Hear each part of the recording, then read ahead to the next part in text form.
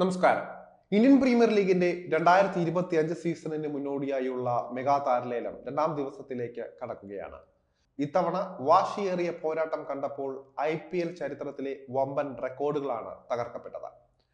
27 കോടി രൂപയ്ക്ക് ഋഷഭ് പന്തിനെ ലക്നൗ സൂപ്പർ ജയൻസ് സ്വന്തമാക്കിയപ്പോൾ ശ്രേയസ് അയ്യരെ 26 കോടി 75 ലക്ഷം രൂപയ്ക്ക് പഞ്ചാബ് കിങ്സും സ്വന്തമാക്കുകയായിരുന്നു. വെങ്കടേഷ് അയ്യരെ KKR 23 കോടി 75 ലക്ഷം രൂപയ്ക്കാണ് തിരികെ എത്തിച്ചത്. ചില ഇന്ത്യൻ ബോളർമാർക്ക് അപ്രതീക്ഷിതമായ ഉയർച്ചയാണ് പ്രതിഫലത്തിൽ ഉണ്ടായിട്ടുള്ളത്. ആദ്യ ദിനം പ്രധാനപ്പെട്ട മാർക്യൂ താരങ്ങളുടെ എല്ലാം ലേലം പൂർത്തിയായിട്ടുണ്ട്. ഇനി രണ്ടാം ദിനത്തിലെ താരങ്ങളെ ഉപയോഗിച്ച് നിലവിലെ ദൗർബല്യം നികത്തുക എന്ന ലക്ഷ്യമാകും ടീമുകൾക്ക് ഉണ്ടാവുക. സഞ്ജു സാംസൺ നയിക്കുന്ന രാജസ്ഥാൻ റോയൽസ് 5 താരങ്ങളെയാണ് ആദ്യ ദിനം ടീമിലേക്ക് എത്തിച്ചത്. വേൾഡ്സിൽ ഏറ്റവും കുറവ് തുകയുള്ള ടീം കൂടിയായിരുന്നു രാജസ്ഥാൻ റോയൽസ്. ലേലത്തിന് മുൻപ് 6 താരങ്ങളെ രാജസ്ഥാൻ നിലനിർത്തുകയും ചെയ്തിരുന്നു. എന്നാൽ ലേലത്തിന്റെ ആദ്യ ദിനം പൂർത്തിയാകുമ്പോൾ ചില ദൗർബല്യങ്ങൾ രാജസ്ഥാൻ റോയൽസിനെ വേട്ടയാടുന്നുണ്ട്. ടീമിന്റെ കിരീട പ്രതീക്ഷകൾക്ക് വലിയ തിരിച്ചടിയാകുന്ന ആ ദൗർബല്യം രണ്ടാം ദിനത്തിൽ പരിഹരിക്കാനാകുമോ എന്നാണ് ഇനി കണ്ടറിയേണ്ടത്. മികച്ച പേസ് ഓൾറൗണ്ടർ ഇല്ല എന്നത് തന്നെയാണ് രാജസ്ഥാനെ സംബന്ധിച്ച് ഏറ്റവും വലിയ വെല്ലുവിളിയായി മാറിയിരിക്കുന്നത്. കഴിഞ്ഞ സീസണുകളിലെല്ലാം രാജസ്ഥാൻ റോയൽസിനെ പിന്നോട്ടടിച്ച പ്രധാന കാര്യങ്ങളിലൊന്ന് പേസ് ഓൾറൗണ്ടറുടെ അഭാവമായിരുന്നു.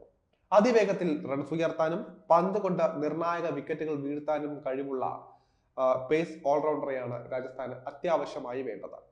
ലേലത്തിന്റെ ആദ്യ ദിനം ഇത്തരമൊരു താരത്തെ ടീമിലേക്ക് എത്തിക്കാൻ രാജസ്ഥാന് സാധിച്ചിട്ടില്ല. അതുകൊണ്ട് തന്നെ രണ്ടാം ദിനം തന്നെ രാജസ്ഥാന് ഈ പ്രശ്നത്തിന് പരിഹാരം കാണേണ്ടതായി ഉണ്ട്. പ്രധാന പേസ് ഓൾറൗണ്ടർമാരെല്ലാം ഇതിനോടകം തന്നെ വിറ്റുപോയിട്ടുണ്ട്. അതുകൊണ്ട് തന്നെ വലിയ താരങ്ങൾക്ക് പിന്നാലെ പോകാൻ രാജസ്ഥാൻ റോയൽസിന് ഇനി ആകില്ല. രണ്ടാം ദിനത്തിലും ഈ പ്രശ്നത്തിന് പരിഹാരം കാണാൻ രാജസ്ഥാന് സാധിക്കാതെ പോയാൽ സഞ്ജുവിനും സംഘത്തിനും അത് കപ്പിലേക്കുള്ള യാത്രയ്ക്ക് വലിയ വിലങ്ങുതടിയാകുമെന്ന കാര്യത്തിൽ തർക്കമില്ല.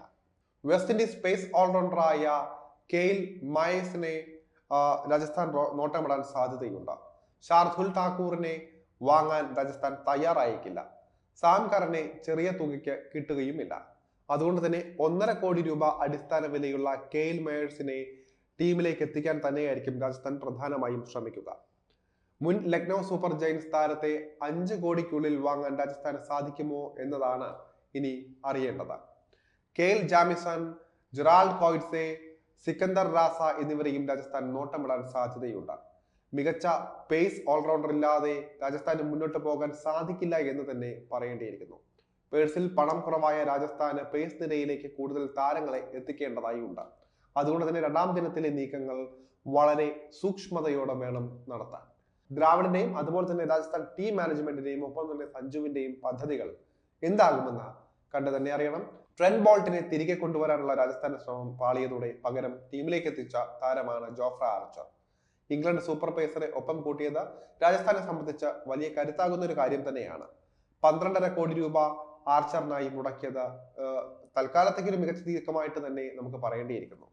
ശ്രീലങ്കൻ സ്പിന്നർമാരായ വനിന്ദു ഹസരംഗയെയും മഹേഷ തീക്ഷ്ണയെയും കൊണ്ടുവന്നത് യുസ്വേന്ദ്ര ചാഹലിന്റെയും അശ്വിന്റെയും വിടവ് നികത്താൻ രാജസ്ഥാന് പറ്റുമോ എന്ന് കണ്ടറിയേണ്ട ഒരു ഘടകത്തിന്റെ ഭാഗമായിട്ട് തന്നെയാണ്. ആകാശ് മദ്വാളിന്റെ വരവും ടീമിന് ഗുണം ചെയ്തേക്കും. എന്തായാലും രാജസ്ഥാനെ സംബന്ധിച്ച് ഏറ്റവും നിർണായകമായ ഒരു IPL പോരാട്ടമാണ് വരാനിരിക്കുന്നത്. ഈ ഒരു ടീമും വെച്ച് രാജസ്ഥാൻ കപ്പെടുക്കുകയാണെങ്കിൽ അതിന് ഒരുപാട് മാറ്റം ഉണ്ടായിരിക്കും.